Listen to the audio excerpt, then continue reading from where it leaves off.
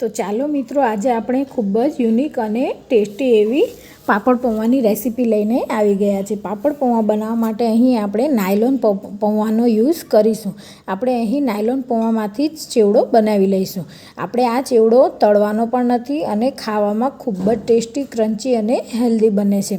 સૌપ્રથમ આપણે એક પેનની અંદર નાયલોન પૌવાને કોરા શેકી લઈશું. થોડા ક્રન્ચી થઈ જાય ત્યારબાદ તેને ઠંડા થવા દઈશું અને સાઈડમાં આપણે અહીં લીલા મરચાંને કટ કરી દઈશું. હવે એક પેનની અંદર આપણે તેલ મૂકીશું. અહીં આપણે તેલનું પ્રમાણ થોડુંક વધારે લઈશું. 2 ચમચા તેલ નાખીશું કારણ કે ચેવડો શેકીને જ બનાવવાનો છે. 2 ચમચા તેલ નાખી તેની અંદર આપણે 1 મુઠ્ઠી જેટલા સિંગદાણા નાખી દઈશું. સિંગદાણા ધીમા ગેસે એકદમ ગુલાબી રંગના થાય ત્યારબાદ આપણે અહીં વઘાર કરીશું. પહેલાં સિંગદાણાને ક્રન્ચી કરી લઈશું.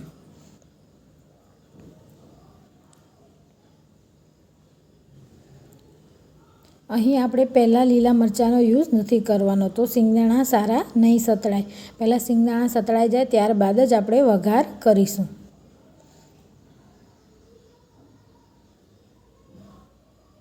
આને પાપડ પૌવા અથવા તો પૌવા પાપડ પણ કહેવામાં આવે છે. અમુક જગ્યાએ એને પાપડની ચૂરી પણ કહેવામાં આવે છે. લગ્ન પ્રસંગની અંદર પણ પાપડની ચૂરી રાખવામાં આવે છે. ખાવામાં ખૂબ જ ટેસ્ટી લાગે છે. આની અંદર અડદના પાપડ નાખવાના હોવાથી અડદના પાપડનો ટેસ્ટ ખૂબ જ સારો આવે છે.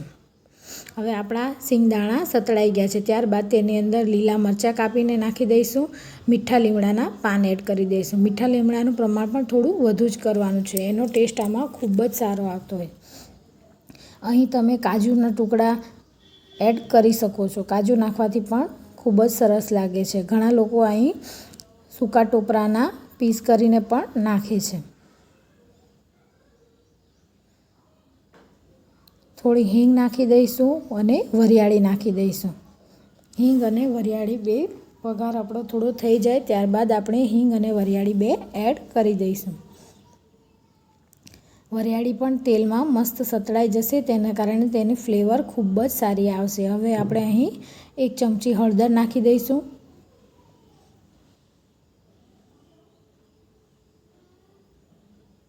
અને શેકેલા પૌવા થોડા કરીને એડ કરી દઈશું. સારી રીતે મસ્ત મસાલો મિક્સ કરી દઈશું. ત્યારબાદ બાકી રહેલા થોડા પૌવા એડ કરીને પાછા એને મિક્સ કરી દઈશું.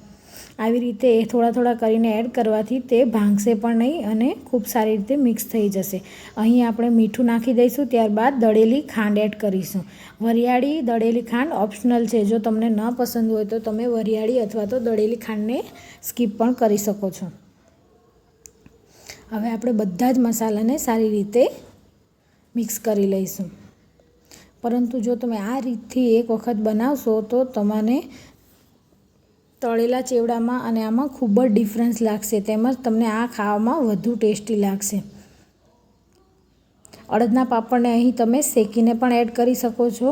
જો તમે તળેલું ના ખાતા હોય તો અડદના પાપડને શેકી અને આમાં એડ કરવાથી આ ડાયટ માટે પણ ખૂબ જ હેલ્ધી ચેવડો બની જશે. હું અહીં તળેલા પાપડનો યુઝ કરીશ. તળેલા પાપડનો ટેસ્ટ ખૂબ જ સારો આવે છે. સારી રીતે મસાલાને મિક્સ કરી લીધા બાદ હવે આપણે એને ધીમા ગેસે થોડા ક્રન્ચી થવા દઈશું.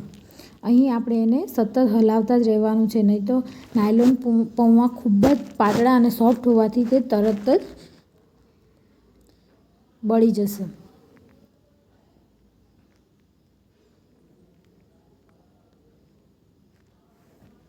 બધા મસાલા ચડિયાતા હોવાથી એનો ટેસ્ટ વધુ સારો આવે છે. સિંગદાણાનું પ્રમાણ તેમજ પાપડનું પ્રમાણ પણ થોડું વધુ જ રાખવું તો જ ચેવડો ટેસ્ટી બનશે. બજાર જેવો જ સેમ ટુ સેમ ચેવડો તમને અહીં બનેલો ટેસ્ટમાં લાગશે. હવે આપણે અહીં પહેલાં જ્યારે પાપડ તળીને ઠંડા કરીને રાખ્યા હતા એ અહીં આપણે એડ કરીશું. જો તમારે શેકેલા એડ કરવા હોય તો તમે શેકીને પાપડને રાખી શકો છો. હવે આપણે અહીં એક કરીને પાપડ બધા તોડી અને એડ કરતા જઈશું. અહીં આપણે ભૂકો કરવાનો નથી. ભૂકો કરવાથી તેનું ટેસ્ટ બગડી જશે. એટલે આપણે અહીં એને અધકચરા કટકા કરીને એડ કરતા જવાના છે. ટૂંકમાં પાપડની ચૂરી જે કહેવામાં આવે છે લગ્ન પ્રસંગમાં, એ જ મુજબ આપણે અહીં પાપડની ચૂરી કરીને એડ કરી દેવાની. અહીં તમે તીખી ચણાની દાળ પણ એડ કરી શકો છો. પાપડ ચોરીની અંદર તીખી ચણાની દાળ, અડદના પાપડ અને પૌવા તેમજ સિંગદાણા નાખવામાં આવે છે. તે પણ ટેસ્ટી લાગે છે. પરંતુ ટ્રેડિશનલ રીતે પાપડ પૌવા જે બનાવવામાં આવે છે, સુરતી પાપડ પૌવામાં આ જ રીતે પાપડ અને નાયલોન પૌવાનો જ ઉપયોગ કરવામાં આવે છે. થોડા થોડા કરીને આપણે બધા પાપડને આ રીતે એડ કરી લઈશું. અહીં મેં 1 કિલો પૌવા તેમજ 500 પાપડનો ઉપયોગ કરેલો છે. 1 કિલો પૌવાનું પેકેટ તોડી અને પાપડ પણ અહીં 500 ગ્રામ જેટલા લીધા છે. તમે તમારા ટેસ્ટ અકોર્ડિંગ વધુ ઓછું કરી શકો છો. હવે આપણે એને સારી રીતે મિક્સ કરી લઈશું. અને પાપડનું ખંભાત બાજુ જે પાપડનું ચવાણું કહેવામાં આવે છે, તે આ જ રીતે બનાવવામાં આવે છે અને પાપડનું ચવાણું પણ કહેવામાં આવે છે.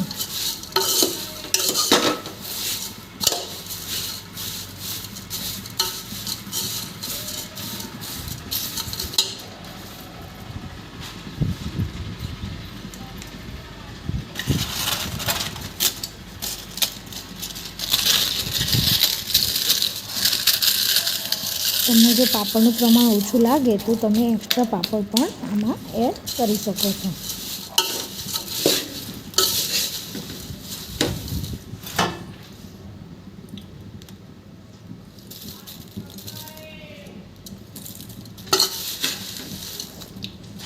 અમુક જગ્યાએ તો લગ્ન પ્રસંગમાં પણ આ પાપડની ચોરી રાખવામાં આવે છે. જમવા સાથે પણ આ